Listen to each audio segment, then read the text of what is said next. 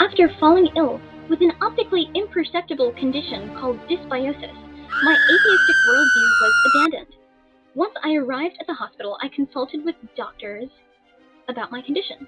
I told my doctor that every time I come in contact with pathogens, they penetrate my skin and replicate themselves innumerably. I told him to imagine the sensation of the movement of particles coagulating in one area. This can be attributed to unbalanced internal condition of homeostasis within my microbiome system. The doctor told me that they've never heard of this illness before.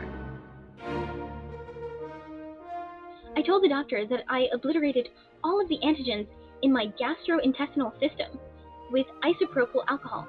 He goes off yonder and reaches my mother and comes back to impart the news that she gave permission to throw me in the psych ward.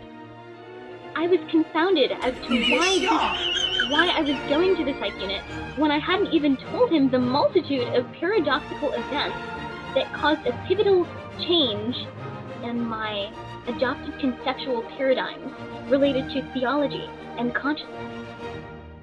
Of course, I already started requesting an immediate departure from the hospital as soon as he put me in the wheelchair to get on the elevator. I learned that my mother told the doctors that my refrigerator had a presence of inhuman intelligence because every time I reached a caloric surplus, it hissed at me so vibrously.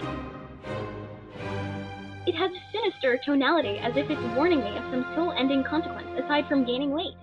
I wonder if it's a spirit casted down from God to supervise my eating habits.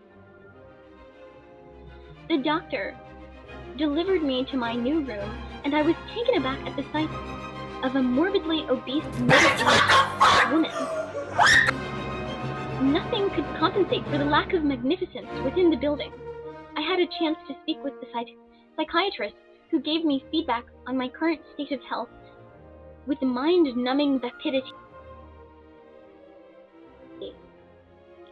Out of boredom, I told them that lately I've noticed how messages on the radio correspond with my life in real time. The doctors rapidly consolidated the belief that I was schizophrenic because they were already informed of my beliefs related to the fridge. I told them I'm sorry about the absurdity of my life, but my convictions are based on logically impeccable reasoning. The hospital staff did not understand that my survival was contingent upon cleanliness. They thought I was just germophobic. I had to hop on one good foot and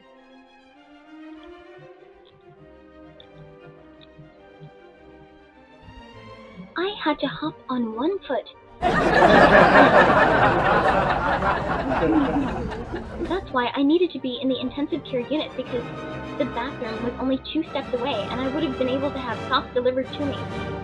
But every time my foot would come in contact with the floor, my cells would vibrate unnaturally. It was the most disgusting thing I had ever experienced. And that was again because of the disrupted equilibrium within my microbiome.